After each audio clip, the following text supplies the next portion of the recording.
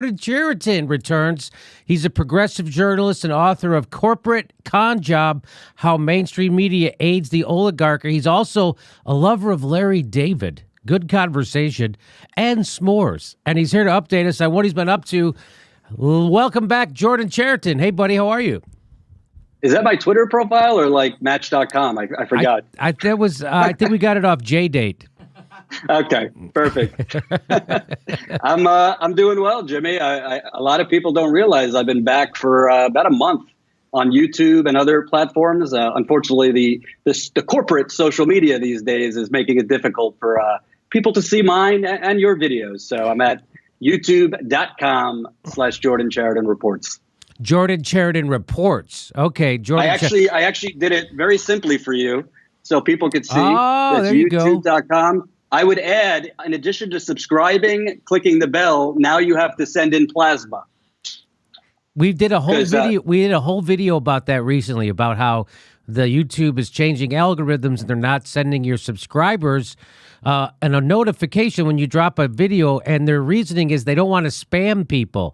Well, if you subscribe to someone, that's the opposite of what a spam is. It's like, I ordered the LA Times to come to my house, and they only send it sometimes because they don't want to clutter up my porch. No, I frickin' ordered it. I want it. And if I don't want it anymore, I'll unsubscribe. So again, this is YouTube's they have to, it's like I equated YouTube with Macintosh. They had to screw up everything. They screwed up iTunes, they screwed up iMovie, they screwed up Final Cut, and they just screwed up GarageBand. So that, again, they can't leave well enough alone, and YouTube is screwing up YouTube. But we all know why they're doing it, Jordan, because they don't want to hear independent news. It's much easier to advertise and much safer to advertise on places like CNN, AP, MSNBC's videos than it is on people like your videos, because your book is called Corporate Con Job, How the Mainstream Media Aids the Oligarchy, and they are the aiders of the oligarchy. So, you have your new YouTube channel. Wait, I just want to tell you one thing. It's interesting because I started my YouTube channel end of February. I came out pretty strong. I gained 6,000 subscribers in 2 weeks. That's great. Then I did a video basically criticizing YouTube because they blocked. I tried to buy an ad. I saw, we're growing really fast. Let me buy an ad to grow faster. I put an ad on a water contamination video. I put an ad on Jordan updates after back surgery. They denied another one, Bernie getting crap for Russiagate. Denied all three, claiming shocking content. As soon as I did that video, everything fell off a cliff, subscribers and views. So go figure. No kidding. So March 8th, I did that video. Right after that, subscribers fell off a cliff. YouTube views fell off a cliff. And all of a sudden, I'm hearing from people they're not getting notified. They're getting unsubscribed. All the things you've been talking about. Yeah, so it's and right now we're on the brink of World War III, it looks, over another false flag attack, which it looks like. Jimmy, how can you be sure? I don't know. What would be in it for Assad to do this? He's winning the war. It's just about won. Hey, let's do something stupid that turns the whole world against me and draws the biggest nuclear superpower engaged. So what's your feeling on this latest thing? I mean, it's a pattern. Every time that, Assad's army makes gains and it looks like, the rebels are done, all of a sudden there's a chemical attack. Within 15 minutes, it's fact that it's Assad. We don't look into it. We don't look for an investigation. 24 hours, within the next 24 hours, you have the corporate warmongers. Now Bill Kristol is apparently liberal, according to MSNBC. All the people, it's like Extreme Makeover, Iraq edition. And then within 24 and 48 hours, we're bombing Syria. And what's really crazy to me is all I hear for 2 years, and I agree with a lot of it, Trump's unstable, Trump, with the nuclear button, all these things. But all these people are goading an unstable president to basically act tough and give it to Putin and give it to Assad. A, we don't know who did the chemical attacks. And B, I mean, this isn't like a game. You're trying to provoke somebody who is very provocable. You are trying to suggest he's like an agent of Russia, giving him even more reason to act. So it's very scary. And I think it's even more dangerous to the reporting we saw in the build up to Iraq, honestly. It's worse than it's worse. And there were still lots of skeptics about the buildup to Iraq, but it seems like 90% of the country is on board with this stupid Russia narrative that somehow Russia is to blame for all our problems, and they're the ones really pulling the strings behind our elections somehow. Russia's doing it. So, by the way, Russia, which has a smaller economy than Spain, just so you know. Okay, so let's get... Usually, when countries won't give us the oil that we want, and when we can't control their leaders, I watched Oliver Stone's documentary over the last few months. I mean, literally every single war we've been involved with, every time we armed rebels that were supposedly great, was because the leaders of those countries, like Castro in Cuba, wouldn't just hand over their oil to the United States. And I think that's a big part of what's going on right now with Syria and Russia. No doubt about it. Let's get back to you, Jordan. That's why we're here. I want to let people know about your new project. So you actually have a new news organization you're starting?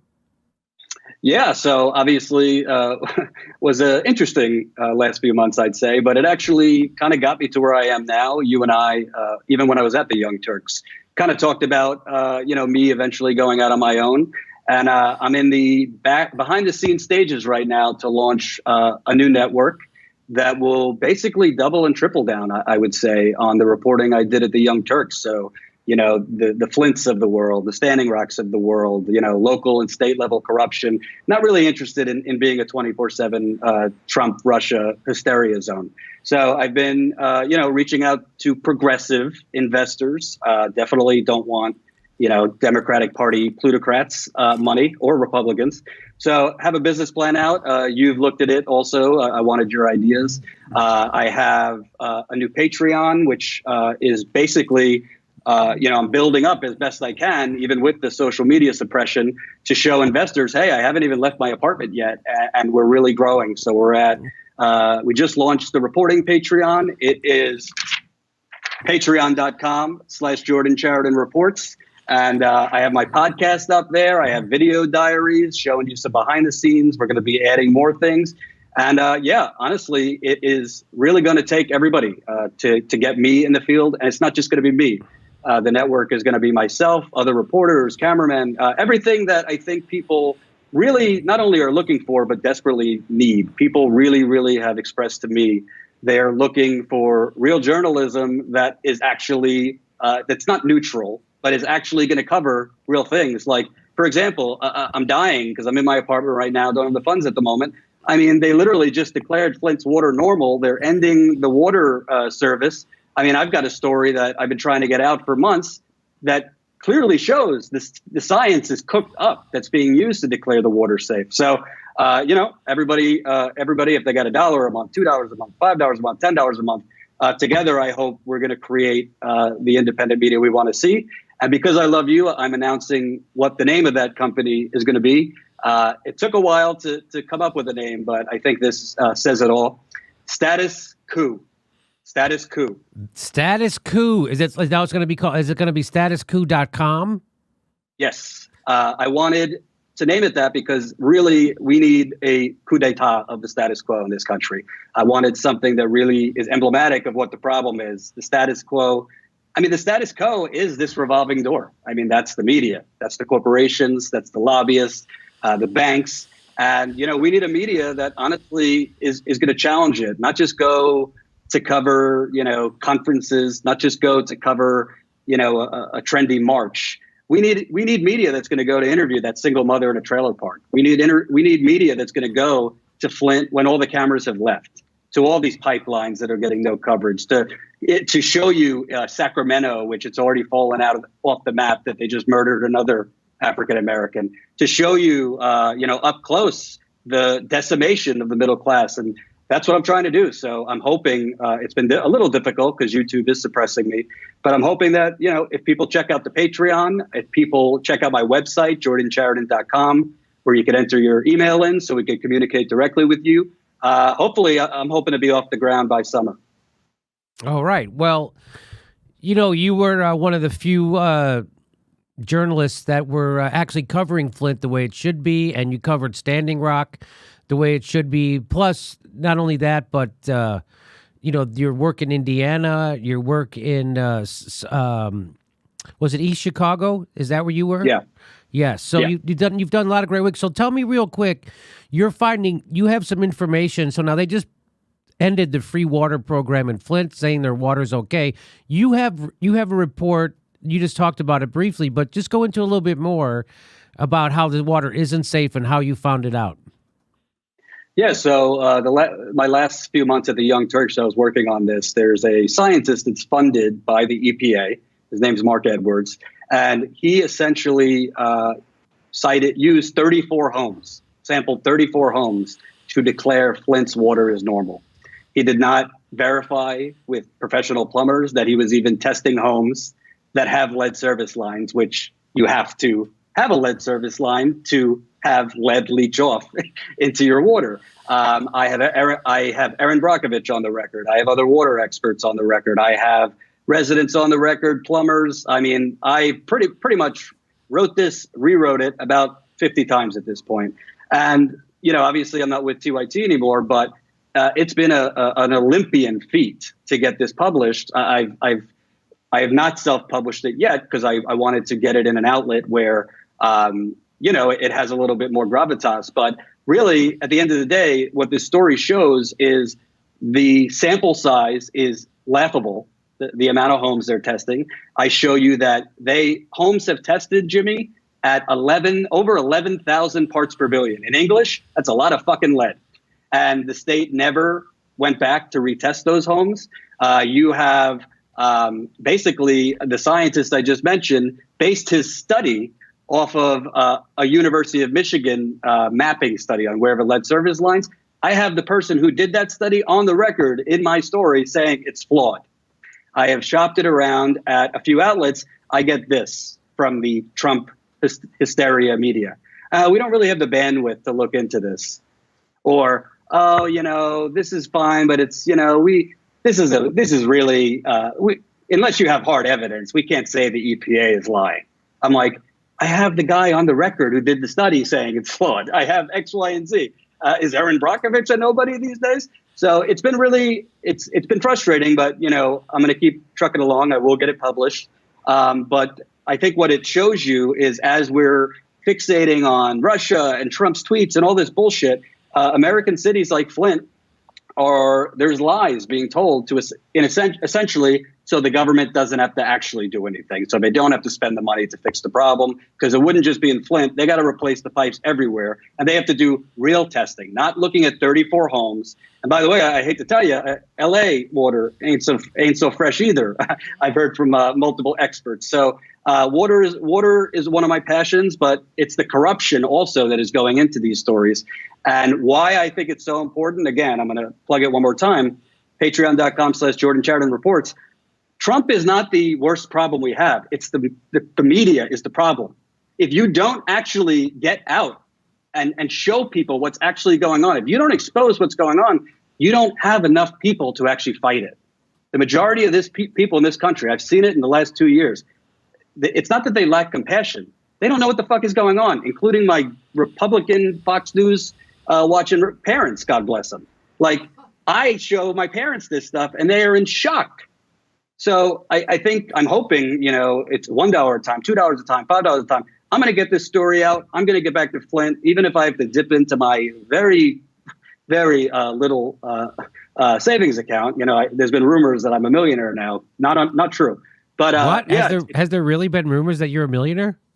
Yeah, apparently. I did sue the Huffington Post for a lot of money. So. Oh, okay. Hey, so by the way, so just to everybody's clear, so you parted ways with the Young Turks, but it was an amicable parting, correct? They did fire me, so I can't say it was that amicable. I didn't quit. Yeah, I mean, I've said it on my videos on my channel. We had you on this show also. And no. I actually did a video about it, right, on this show. Yeah. Yeah. Yeah. Okay. So everybody can check. The Young Turks and I can't really get into it legally, but we did reach an agreement. I definitely don't like the way things ended. There were certain things said that were not true. But at the end of the day, I did get the opportunity to really get out into the country and follow my dream through them. So, I am grateful for that. Life's short, so I'm not going to spend my time bashing the Young Turks. I'm very happy to be out on my own, and that's really that. Okay, and your channel on the Young Turks, the TYT Politics channel, was the fastest growing channel in the history of the network. Is that true? That's what Jank told me. Yeah, at the time. So I hope it's true. Okay. Yeah, TYT Politics. I was the only reporter the first year, and it grew faster than any channel they've had. So now, it's a little bit harder to get things going on YouTube because there was the adpocalypse, and now they're afraid of losing advertisers. And so they want to push people away from independent news and into mainstream news. And it's obvious they're doing that. And so everybody's numbers are down, even the Young Turks. And Kyle Kalinske talks about it. The Humanist Report has really been hit harder than even our show. And I'm sure there's lots of other independent news shows that I don't know about that are also being throttled. And so it's good. So it might not be as fast as growth as you had before, but I'm sure you will get there because you do what very few people do. You do actual reporting. So that's the whole deal. Like MSNBC, they have like one guy who goes around. I see him around sometimes. I can't remember his name.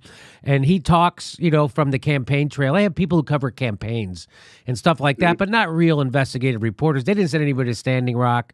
They don't have anybody doing what you're doing. So I want to be clear about two things. One, this is going to be bigger than I. I don't want to just have a network of me because trust me, there's way too many problems in this country for one person. So I do plan on hiring other reporters. I plan on hiring camera people, all that. Obviously, that requires funds. To be clear, because there were some things suggested about me that just weren't based in reality, I'm a cheap guy. I don't spend money lavishly. So the money that you send in, you will know where it's going because I will be transparent. You can see how many patrons I have. You can see how much money is there, and you will know where it's going. Because really what's required, we do have a high bar. You have to sometimes take flights places, rent a cars, yada, yada. So that's number one. Number two, the plan is to actually focus heavily on our site. We want to be live on our site, not be at the mercy of YouTube, Facebook, Twitter. So definitely for the viewers, go to my website now, jordanchariton.com. If you enter your email, I promise you I will not surveil you. I will not send your data anywhere. I don't want to know anything other than your email because when we do launch our site, which we will be live streaming on our site, we're hoping to bring everybody to the site so we don't have to worry about YouTube's fuckery or Facebook's fuckery or whatever else is coming down the pike. So for now, it's jordanchariton.com to enter your email, youtube.com/Jordan Reports. You got to subscribe, click the bell, whatever they're going to make you do next, and patreon.com/Jordan Reports.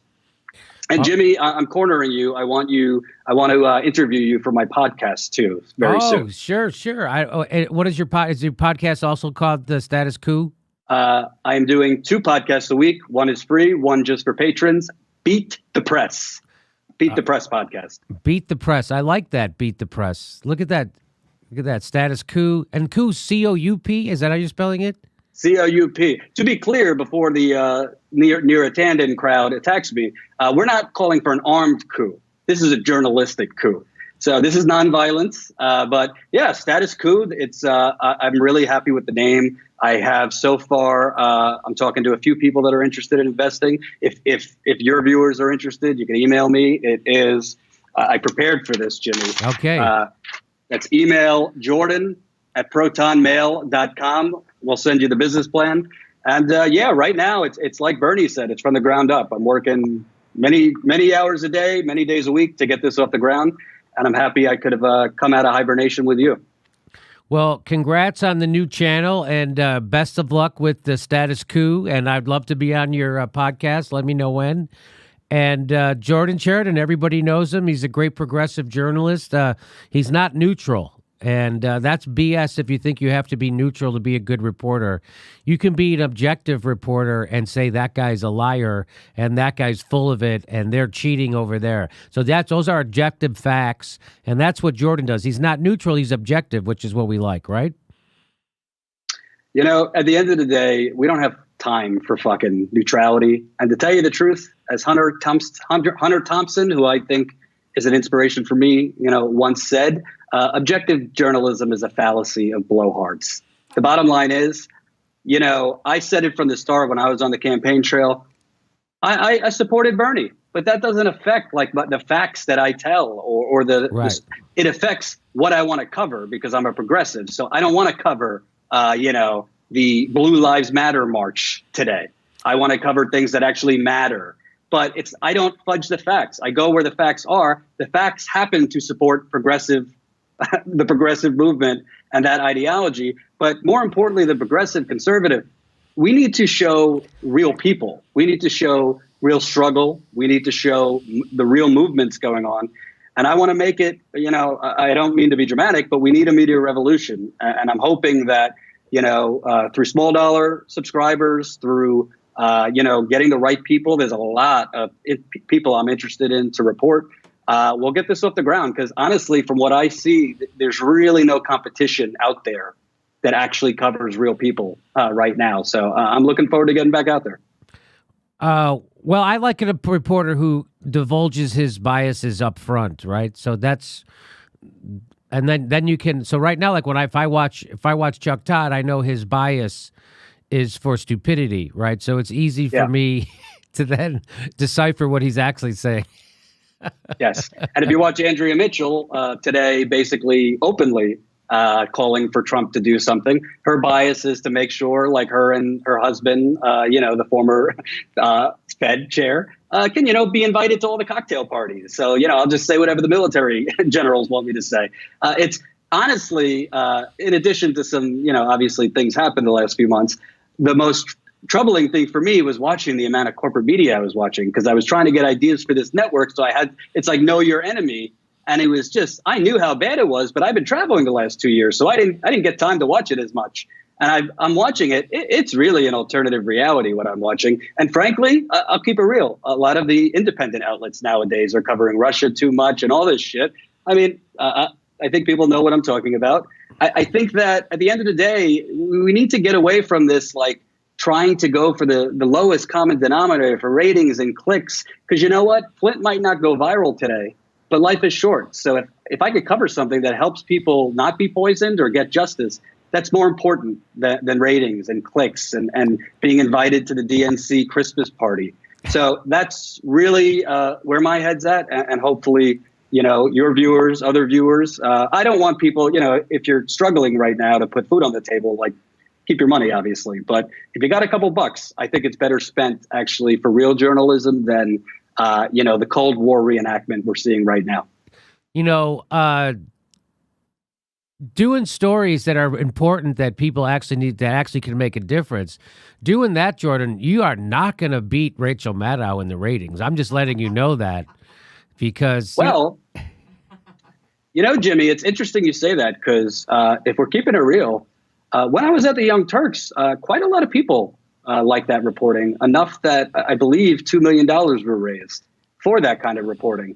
So I do think maybe I won't beat Rachel Maddow in the audience, but I don't particularly need people on dialysis machines to watch me. No offense to people on dialysis machines, because that's kind of the cable news age audience.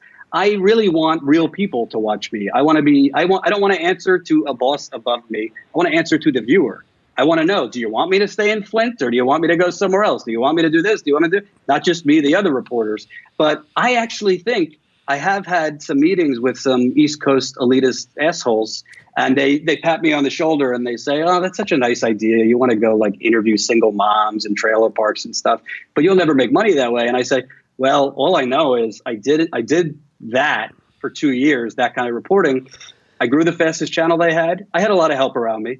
And I also, TYT raised a lot of money, so there could be more of that. So maybe there is profit in there. Maybe there is a large demand for that. So I think that's my vision. Of course, we think there is. We were just razzing Rachel Maddow because it came out that she's the new number one cable host, and she didn't get it by doing good journalism. She got it by banging the partisan drum as hard as she can. And Yes. and who did she beat? The other guy who bangs the partisan drum as hard as he can, Sean Hannity. So that's the recipe for becoming the number one news person on cable. You just disingenuously bang a partisan drum as hard as you can all day, and then you'll attract an audience who needs their catnip. And so right now, and I've seen comedians go on stage and talk about how they love to watch Rachel Maddow. I don't care what it is, just something bad about Trump today, right? It's something bad. I just want to hear something bad. Literally, I saw a comedian say that on stage, and not an unknown comedian either. And so that's exactly what's happening, right? And so that's why I brought that up. But you're doing the real. Go ahead. Fortunately for me, I really don't have the bar Rachel Maddow does. I don't. Really, the only amount of money I need is to take a vacation once in a blue moon and go to Chili's, because that's my favorite delicatessen. So I don't need to make $30,000. What is it, an hour, a day? I don't even know. A day. Yeah, I don't need that kind of wealth. If I wanted to be rich, I would have accepted. Actually, I got 2 offers from corporate media when I was at the Young Turks. I turned them both down. One of them I would have been paid double. People might not know that. So this is, for me, I don't care about those ratings. I care about creating change. And honestly, the ratings are going to come because I don't need Rachel's audience. I want the audience of progressive people, actual progressives, younger, older, doesn't matter, on new platforms like Steemit and DTube and, people that still are on Facebook and this and that. I'm not worried about getting the audience. I just want to get back in the field because, lives are on the line all over the country right now. So that's where I want to be. All right, Jordan Chariton. Check him out at youtube.com/Jordan Chariton Reports. And you could also go to statuscoup.com. Is that up and running yet? Or is that an active website yet? I would tell them go to jordanchariton.com for now. Okay. It's, what are they saying? Being open, being constructed as we speak. Okay, will do. All right, Jordan Chariton, check him out, reporter extraordinaire. Thanks for coming on, and everybody go check out his channel.